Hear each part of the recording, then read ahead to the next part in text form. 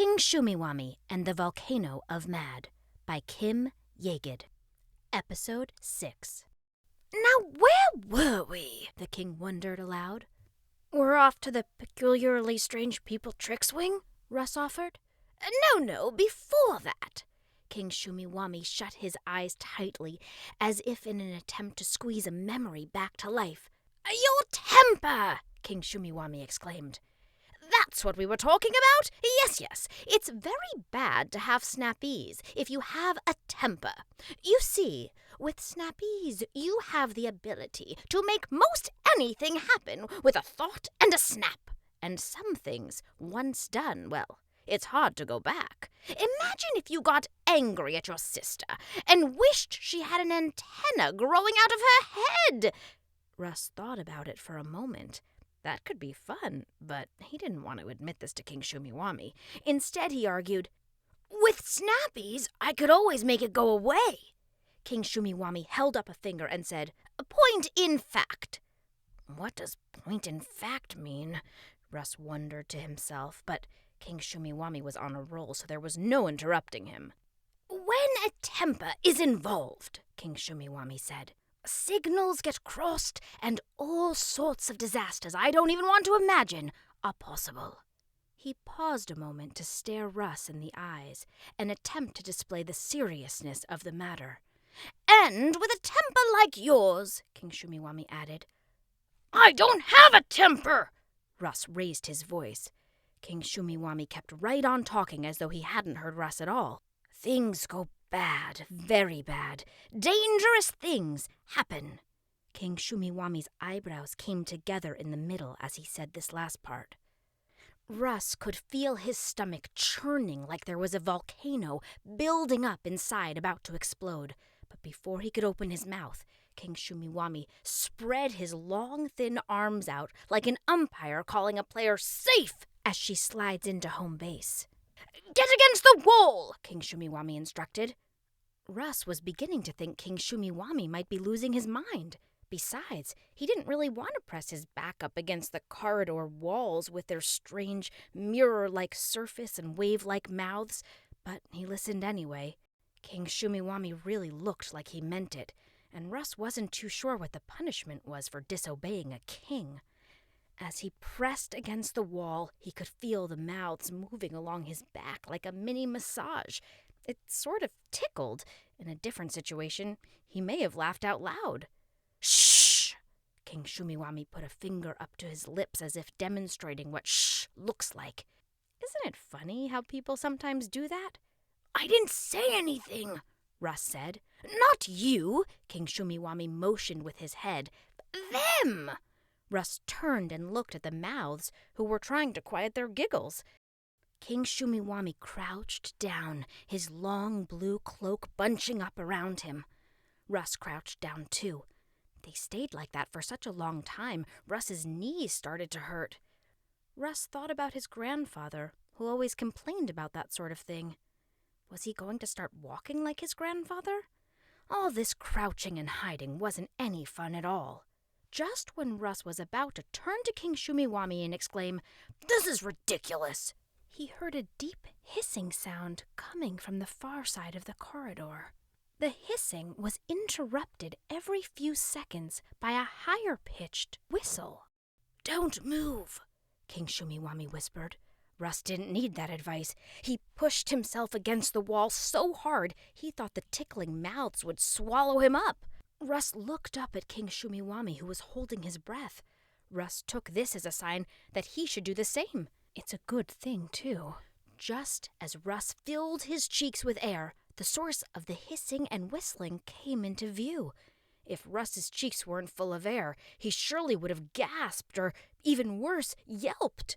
What Russ saw was a huge, human-like creature, but it certainly couldn't be human. It walked on two legs but slumped over, the knuckles of its hands nearly touching the ground. Speaking of its knuckles, they were nearly all bone. The skin stretched across them so tightly it was practically see-through. Russ was afraid to look up at the creature's face, but curiosity got the better of him. He would need to work on that. Curiosity isn't always a good thing, at least not this time. Russ looked up into the creature's face and immediately saw that it looked a lot like its hands. The skin was pulled so tight, Russ thought its cheekbones would break through. It looked like the tip of its nose already did. Its eyes were so sunken into its face, Russ wouldn't have been able to see them except they blinked from green to red. From so close, Russ was able to tell that the hissing-whistling combination he heard earlier was actually the creature breathing. Russ closed his eyes tightly and started whispering to himself. I would tell you what he whispered, but they were private thoughts.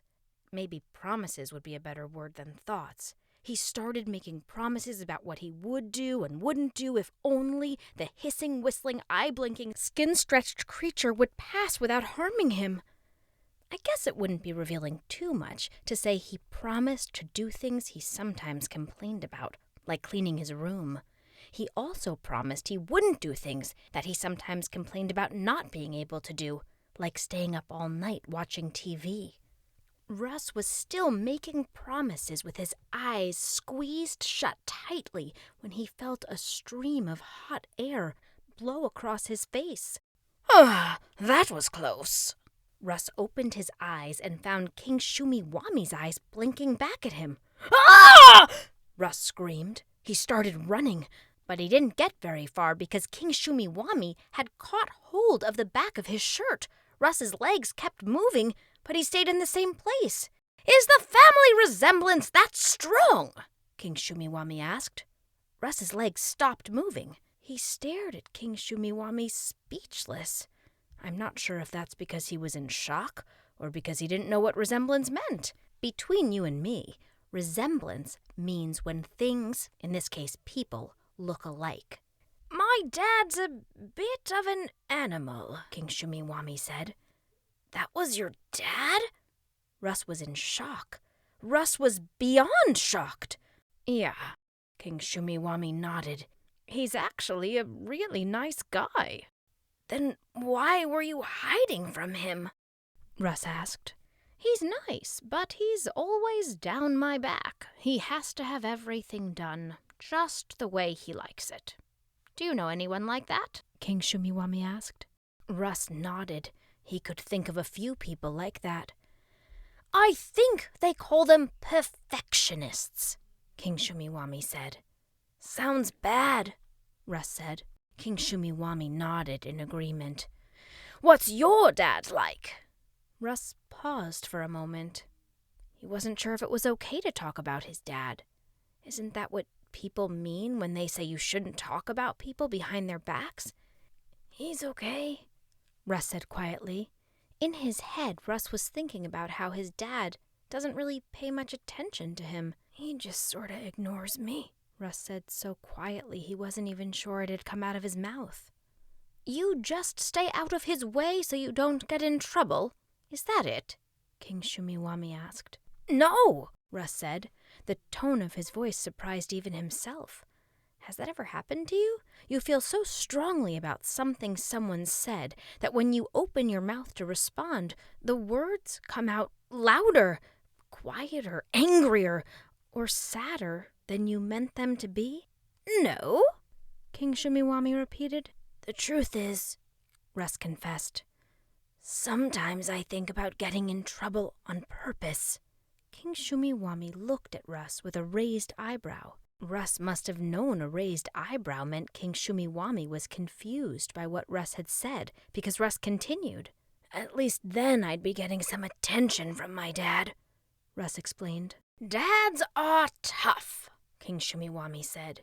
It's not that I'm saying I like my mom better than my dad, Russ added. Of course not, King Shumeewamee agreed. It's hard raising parents. Yeah, Russ nodded.